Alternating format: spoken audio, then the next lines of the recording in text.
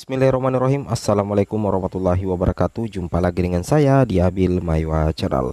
Jadi teman-teman, channel ini adalah merupakan channel pendidikan tempat kita berbagi tentang aplikasi pendidikan, Microsoft Office, serta tips dan triks komputer. Jadi pada video kali ini kembali lagi admin akan mencoba mengupdate informasi terbaru terkait P3K Guru di tahun 2023. Yang mana di sini kami ingin mengucapkan ya selaku admin di channel ini, terima kasih banyak ya untuk Mas Menteri atas kebijakannya. Jadi untuk P1 tanpa formasi di tahun 2023 akhirnya bisa lega Bapak Ibu guru sekalian. Catat ini yang akan terjadi jika poin 1 kebijakan Kemendikbudristek diterapkan di P3K Guru 2023. P1 tanpa formasi apakah bisa tuntas? Karena akan ada intervensi formasi langsung dari pusat apabila Pemda masih ngeyel juga untuk tidak mengajukan formasi di tahun 2023. Batasnya itu adalah bulan Maret tahun 2023. Tapi sebelum kita lanjut, bagi rekan-rekan guru yang baru pertama kali menemukan channel ini, jangan lupa tekan tombol subscribe-nya dan aktifkan lonceng notifikasinya agar setiap hari Bapak Ibu bisa mendapatkan update informasi terbaru dari kami. Baik Bapak Ibu, kita langsung saja tutup poin ke informasinya.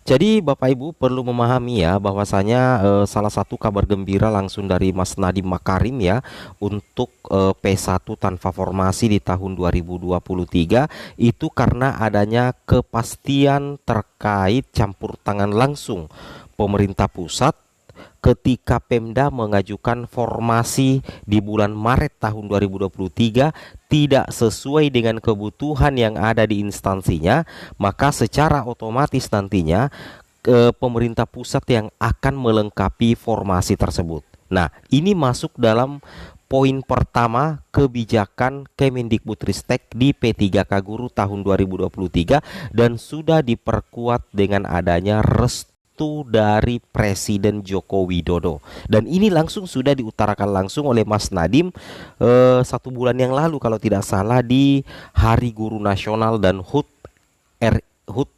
PGRI ya, HUT Guru Hari Ulang Tahun PGRI yang ke-77 Bapak Ibu ya, seperti itu. Nah, apa yang kira-kira Bapak Ibu ya, apa yang akan terjadi misalkan poin kebijakan pertama itu diterapkan? Kalau jawaban admin pribadi, kalau poin pertama dari kebijakan itu betul-betul direalisasikan sesuai dengan fakta yang ada di lapangan, saya yakin dan percaya bahwasanya 65.000 P1 tanpa formasi itu bisa diakomodir semua Bapak Ibu ya, apabila betul-betul poin pertama dari kebijakan Kemendikbudristek itu betul-betul diaplikasikan nantinya di P3K Guru tahun 2023. Jelas di sini dikatakan para kepala daerah diminta segera memasukkan usulan formasi P3K 2023. Pemerintah pun memberikan tenggat waktu sampai Maret. Bayangkan Bapak Ibu ya. Jadi pemerintah pusat memberikan deadline kepada pemerintah kabupaten untuk segera mengajukan formasi sampai batas waktunya itu adalah Maret tahun 2023. Bahkan di sini dikatakan oleh Mendikbudristek ya, Bapak Nadiem Makarim, ada 3 kebijakan yang akan ditempuh pemerintah dalam perekrutan P3K 2023. Salah satunya jika pada Maret 2023 Pemda tidak mengajukan formasi P3K sesuai kebutuhan, maka pemerintah pusat yang akan melengkapi. Salah satu poin kebijakannya itu Bapak Ibu ya. Nah, jadi nantinya kalau misalkan Pemda tidak mau mengajukan formasi di tahun ini, artinya atau misalkan formasi yang diajukan Pemda itu sedikit tidak sesuai dengan kebutuhan yang ada di masing-masing instansinya, maka nantinya pemerintah yang akan melengkapi. Jadi kami menunggu sampai Maret istilahnya ya, kata Mas Nadiem, sapaan akrab Mendikbudristek Nadiem Makarim. Nah, jadi intinya seperti itu ya. Jadi logikanya apa yang terjadi misalkan poin pertama ini betul-betul direalisasikan, maka secara otomatis kalau misalkan poin pertama ini direalisasikan, maka membuka peluang yang sangat besar bagi P1 tanpa formasi untuk mendapatkan penempatan. Kenapa? Karena otomatis formasi itu akan cukup Bapak Ibu ya. Formasi itu akan cukup. Misalkan ya, Pemda mengajukan anggaplah di tahun 2023 ini kebutuhan di Pemda A misalkan 100 ya, 100 guru ya. Sedangkan Pemda A ini cuman mengajukan 50. Berarti itu tidak sesuai dengan kebutuhan.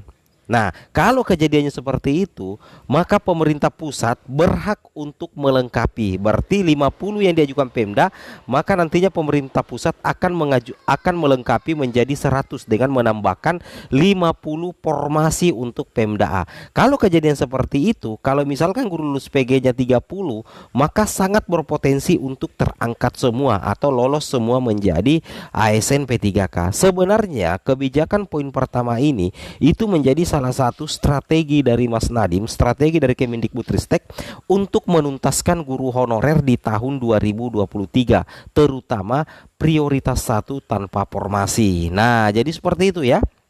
Itu yang harus Bapak Ibu pahami ya. Selain soal formasi, di sini Mas Nadiem juga mengungkapkan kebijakan kedua Bapak Ibu ya. Nah, jadi kebijakan kedua ini terkait dengan anggaran. Jadi kalau kita lihat, otomatis Kemendikbudristek di sini akan konsolidasi dengan Kemenkeu ya, akan berkonsolidasi dengan Kementerian Keuangan.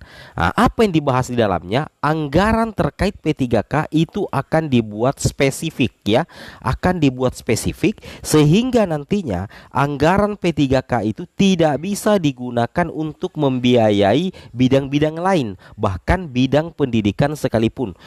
Anggaran P3K di tahun 2023 semata-mata hanya dipergunakan untuk membiayai P3K. Sehingga kalau poin kedua juga diterapkan, tidak ada alasan Pemda untuk mempermasalahkan lagi terkait anggaran, karena anggarannya sudah jelas di DAU. Anggarannya sudah jelas ya, sudah dipisahkan Bapak Ibu ya, dan sudah dispesifikkan.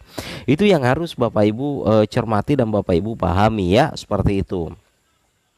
Nah, di sini dikatakan ada buktinya Bapak Ibu ya. Buktinya adalah dengan keluarnya Permenkeu atau Peraturan Menteri Keuangan bernomor 212 PMK 07 2022 Bapak Ibu ya. Di sini dikatakan dalam PMK tersebut tidak hanya gaji yang ditransfer ke Kementerian Keuangan, tetapi juga tunjangan guru P3K 2022-2023. Nah, jadi seperti itu Bapak Ibu ya. Adapun kebijakan ketiga menegaskan bahwa anggaran P3K akan ditransfer kepada Pemda setelah guru honorernya diangkat. Jadi kita lihat ya, dari ketiga kebijakan ini yang akan diterapkan di P3K guru tahun ini, itu betul-betul Kemendikbudristek belajar dari kesalahan di tahun-tahun sebelumnya.